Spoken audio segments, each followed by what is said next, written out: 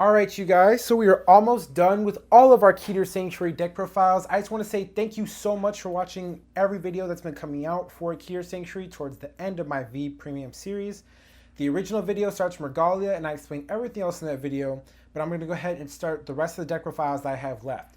So in this video, I'm bringing back two old decks that are already showcased. We're starting off with 4 copies of SEPHILATH-AIDER Shin Malkuth-melekh. Now I've already done a deck profile on Malkuth-melekh, but I promise you guys that this one is just so much more different and so much more fitting to my playstyle after just a lot more playtesting and trying to keep up with the current meta. Now Shin Malkuth-melekh is the main Vanguard for our deck. His ability to count himself as a heal trigger when you're on a Malkuth-melekh Vanguard makes him extremely powerful. As thanks to this card, we saw one of the main issues that the Protect 2 playstyle had, which was generating multiple Protect markers during your turn, so that this way you can get the most benefits out of all your cards that gain effects when they're on Protect 2 markers. His ability to also stack power up as well means that he's extremely strong and he offers protection effects to our cards. So against a lot of our opponents that try to retire our front row or that do things to our cards and affect them or target them, we have his ability to protect them as well. The 10,000 power helps because we have a lot of cards in our deck that do have Sentinel restriction effects, meaning that the best defensive option for our opponent is going to be taken away from them. So once you take that defensive option away from your opponent, you want to make sure that your attacks are as powerful as they can be so that they're forced to either use their entire hand to block or they just have to take it because they can't afford to block it since they can't use their best defensive resources, meaning that that perfect guard in their hand becomes a dead card. Still powerful, still my favorite unit, and still loving that this deck can just keep going on against today's current meta. Still my most favorite unit. For my next grade 3, I play 4 copies of Arch-aiderMalkuth-melekh. SEPHILATH-AIDER-Malkuth-melekh needs the original one in order to activate his heal trigger effect so that we get the additional rides. So we need to make sure that we have 4 copies of this card and we can ride into it first to get all the advantage that we need from our next grade 3, which is the Malkuth-melekh. The original one is still extremely powerful. It gives you damage. You superior call from the drop zone, which means that you're not forced to use your hand to call out more units. You have his healing and damage ability, which depending on what turn you're at in the game is extremely helpful as it does affect how you are going to attack your opponent. And he just has a protect marker and we need the name. So everything about Arch-aiderMalkuth-melekh is still extremely powerful and individually this card is still really amazing to have for the Angel Feather clan.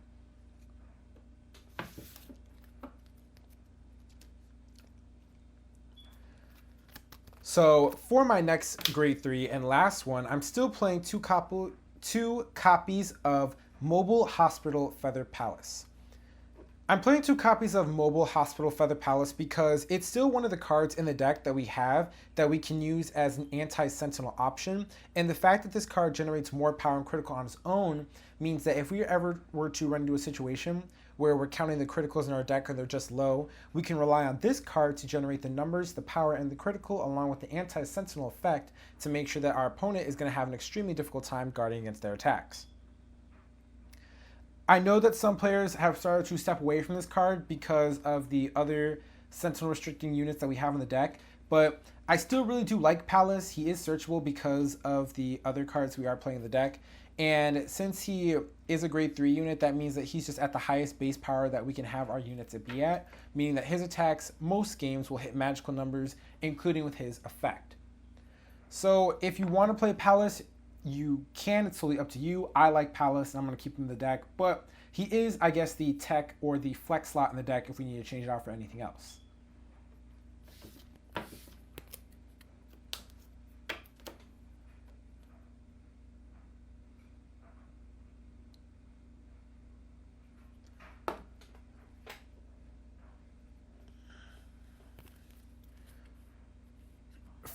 Moving on to my grade 2s, I'm going to go ahead and showcase to you 4 copies of Holy Lord Angel.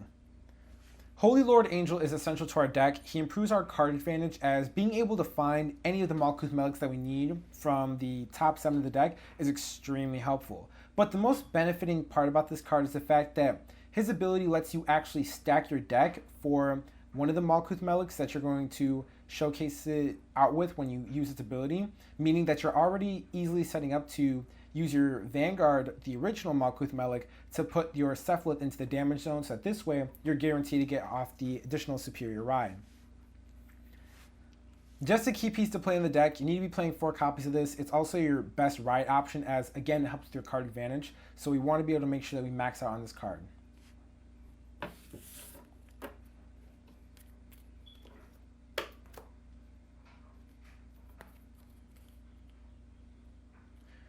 For my next grade 2, I'm playing 3 copies of Black Aculeus Japhkiel. Japhkiel is just the best Angel Feather supporting grade 2 out of all the cards out there. Her ability to allow you to damage swap and deal yourself a rescue check is extremely important, as it's one of the ways that we generate multiple triggers during the game before battle phase. And then she also just helps us fetch out any of the pieces that we need from our damage zone so that we have it for offense or defensive purposes.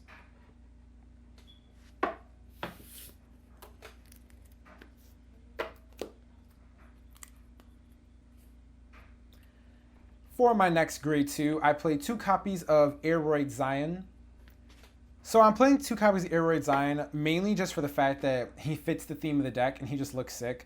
But I'm using him specifically for the board removal ability and the fact that it's important to note that as long as he's on the board and you've got the Shin Malkuth Melekh in play, your Roid Zayin actually never retires, because Malkuth-Melekh's ability will keep him alive as long as you have him in play and you have the protect markers on the board to keep the effect going, which means that you always have a really strong grade 2 defending unit or a strong grade 2 offensive unit that can get rid of the annoying pieces on your opponent's board, giving you good control against them.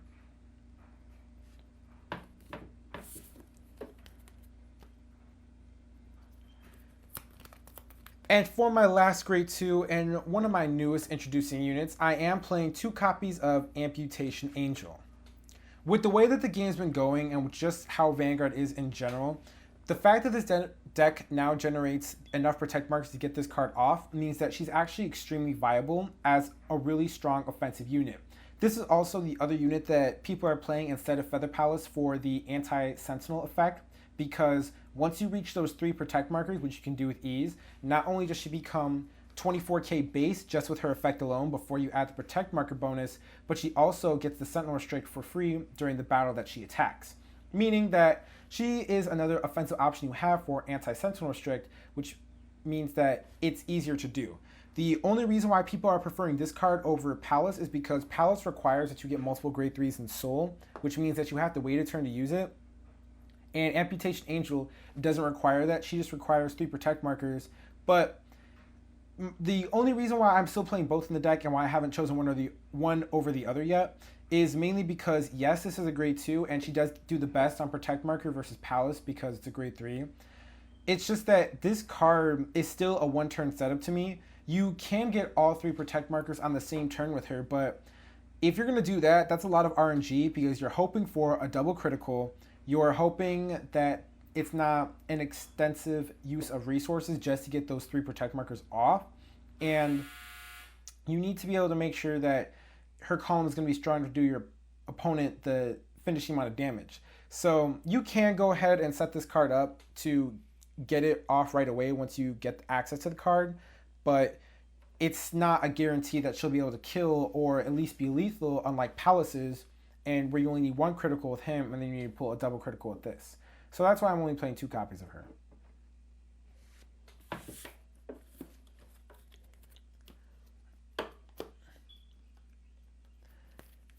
And now it's time for my grade 1s. So my grade 1 lineup has changed a little bit since my last deck profile, but it's a lot more consistent than what that one was.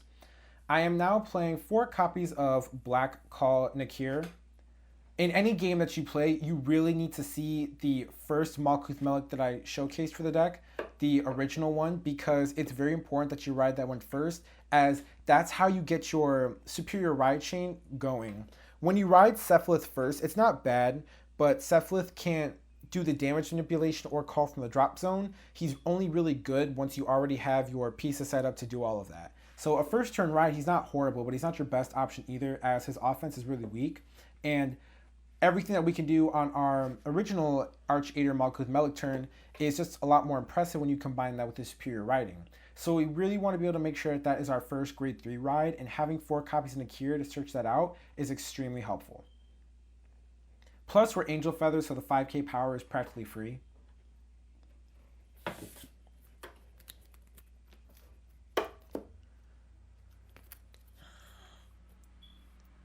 For my next grade 1, I'm playing 4 copies of Persistence Angel. So Persistence Angel is a key piece for our combo. He's more important than even Holy Lord, as with Persistence Angel, it's an act ability, meaning that as long as he's in play, we always have access to this skill. The ability to drop and draw sets up for your Malkuth-melekh superior calling back from the drop zone. And then it also stacks on the deck as well, meaning that we are pretty much having a second wave guaranteeing that we get our Sephilath Arch-aider in for our superior riding. This is another card you need to max 4 out of. If you're not going to play any of the other cards I've showcased in the deck, play 4 of this, the original Malkuth-melekh, Holy Lord, and Sephilath. Everything that came out of Clan Selection Volume 1 was pretty much needed for this deck to function, and 4 copies of Persistence Angel is just without a doubt the best way to go.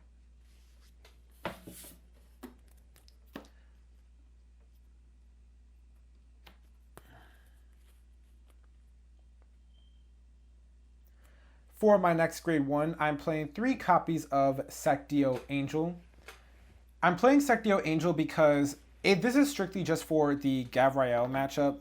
Even we are Protect deck who takes advantage of Protect 2, and since we can't have our board, erased by them using their own Zayin, just playing against any other deck that pretty much has the ability to stop our Sentinels doesn't really affect us as much, as we have Protect 2 on our board and we can protect our units. So being able to do that is extremely helpful, and Sectio Angel just becomes a recyclable 20 to 30k shield throughout the game, as we can always call her back with the original Arch-aiderMalkuth-melekh, and that makes her just a lot stronger than what she used to be before. And her protection effect is extremely important right now, as not being able to be targeted by your opponent's effect means that against decks that like Vanquisher or Chaos Breaker Dragon, your units can't be locked or binded or even retired, and then you have the double protection effect from SEPHILATH-Malkuth-melekh, meaning that this card pretty much becomes untouchable, and the more Protect 2 markers that you stack on her, she just becomes a big beatstick over time. So this card not only became an extremely good defensive unit because it's a grade 1 with 10k shield plus the Protect 2 bonus, but she became an extremely good offensive unit because she becomes unaffected by all card effects when combined with her Protect 2 marker, her skill, and Seraphim.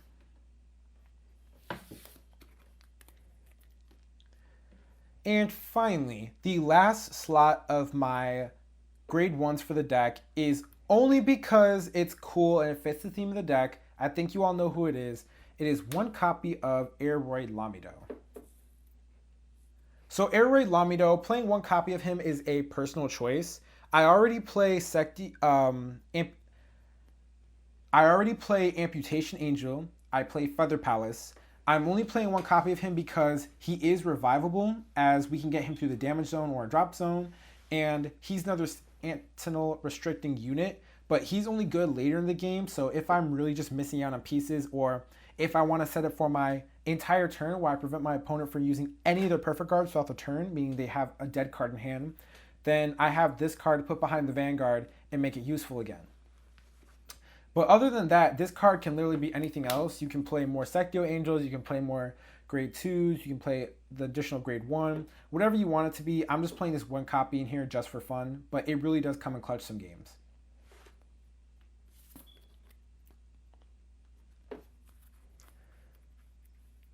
All right, moving on to my triggers. I play 4 copies of Hot Shot Celestial Samyaza.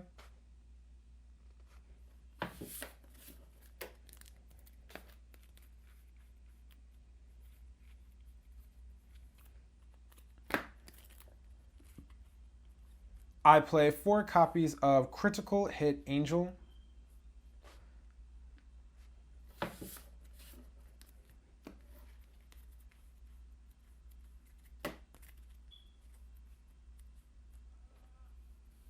I play 4 copies of Battle Cupid Nociel.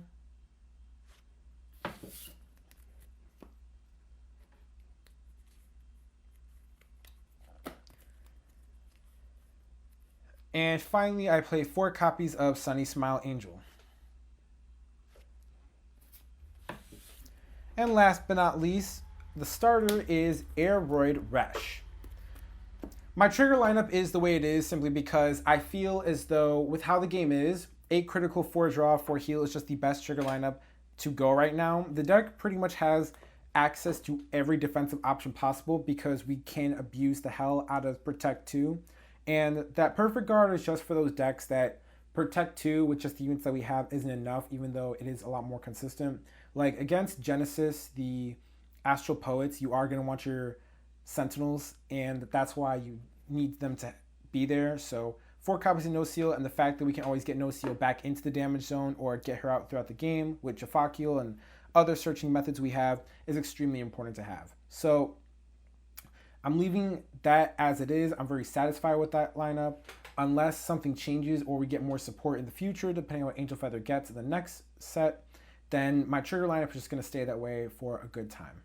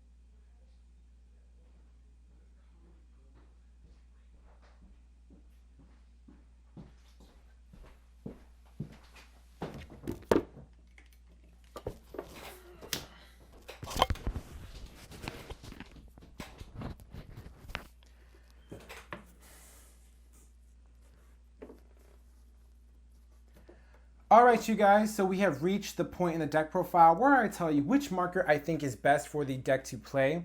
If it hasn't been obvious already, I clearly think that Protect 2 is the only option you can go.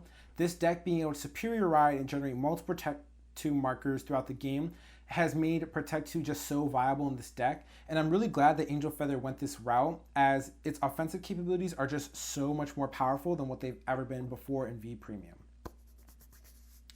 The protection effects that the cards get from themselves just makes it very self-explanatory that Protect 2 is the best route to go, and you're not going to play Protect 1 ever.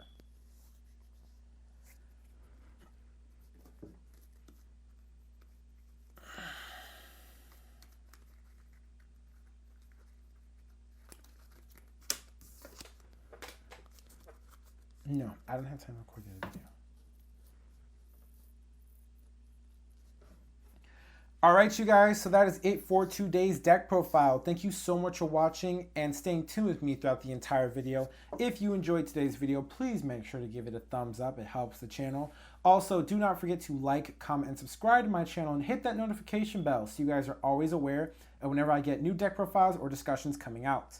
I have one last Keter Sanctuary deck profile before the end of VPremium, as we are just only 5 days away at the time of recording this from the Overjust trial decks dropping. So there's my Shadow Paladin deck profile left, and you just need to stay tuned for that. Until then, peace.